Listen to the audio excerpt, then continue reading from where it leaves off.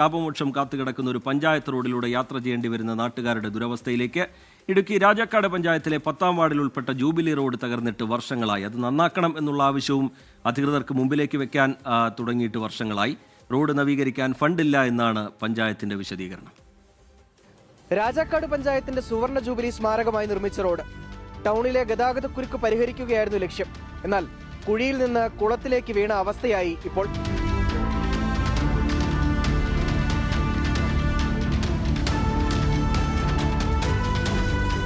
രാജാക്കാട് പൊന്മുടി എല്ലക്കൽ റോഡുകളെ തമ്മിൽ ബന്ധിപ്പിച്ച് 1.5 kilometre ദൂരത്തിലാണ് road നിർമ്മിച്ചത്. ചതുപ്പ് നിലത്തിന് മുകളിലൂടെ മണ്ണിട്ട് നികത്തിയ സ്ഥലമായതിനാൽ റോഡ് നിർമ്മിച്ച് അധികകാലമാകുന്നതിന് മുൻപ് തന്നെ പൊളിഞ്ഞു.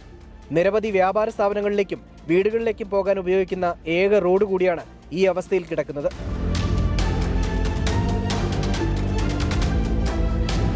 ഈ റോഡ് എന്ന് പറഞ്ഞാൽ വളരെ നാളുകളായിട്ട് ഞങ്ങൾ ഉപയോഗിച്ചിരിക്കുന്ന റോഡാണ്.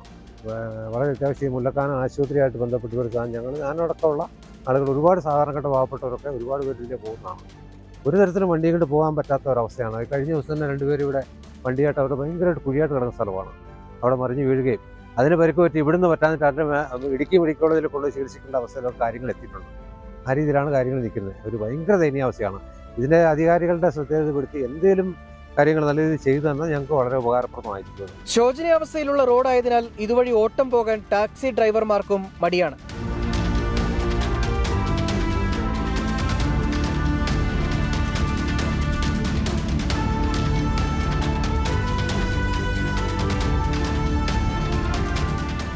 വഴി മൊത്തം മോശമായി കിടക്കുവാണ്. പോകുന്നവരുടെ വഴി നടുവിന് വേദനയാണെന്നും പറഞ്ഞ് അവർ ഭയങ്കര പരാതി. പിന്നെ വണ്ടിയുടെ അടിയിടിക്കുന്നുണ്ട്. വണ്ടിക്ക് 40 രൂപയുടെ 50 രൂപയുടെ ഓട്ടത്തിന് വന്നാലും അതിനേക്കാൾ കൂടുതൽ പൈസ മെയിൻ്റെനൻസ് പണിയായിട്ട് പോവുക. പിന്നെ ഓടിക്കാതിരിക്കാൻ നിവൃത്തിയില്ലാത്ത കൊണ്ട് മാത്രം വരുന്നതാണ്. റോഡ് പുനർനിർമ്മിക്കാൻ ആവശ്യമായ ഫണ്ട് ഇല്ല എന്നാണ് രാജാക്കാട് പഞ്ചായത്തിന്റെ വിശദീകരണം. ഫ്ലഡിന്റെയോ റീബിൽഡ് കേരളയുടെയോ ഫണ്ട് ഉപയോഗിച്ച് റോഡ് പുനർനിർമ്മിക്കണമെന്നാണ് പഞ്ചായത്ത് പറയുന്നത്.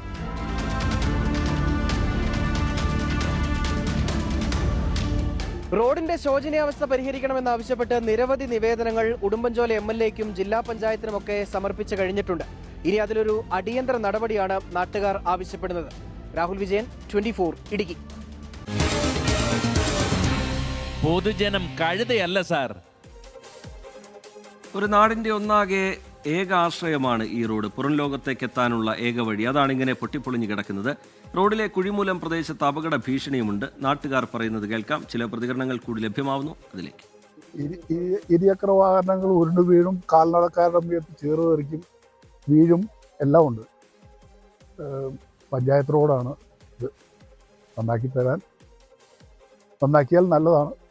എപ്പോഴും ഞങ്ങളിപ്പോൾ എനിക്ക് കടകളിലുണ്ടാവുള്ളൂ. അപ്പോൾ എനിക്ക് വർക്ക്ഷോപ്പിലേക്ക് സാധനങ്ങളൊക്കെ കൊണ്ടു കൊടുക്കാൻ പോകേണ്ടി വരും. ഈ സ്ഥലത്തൂടെ പോകുമ്പോൾ ഇപ്പോൾ എൻ്റെ വണ്ടി കൊണ്ട് പോയാൽ പോലും ജസ്റ്റ് ഒന്ന് കുഴി ഇറങ്ങി കഴിഞ്ഞാൽ അപ്പോൾ അടിയിടിക്കുക.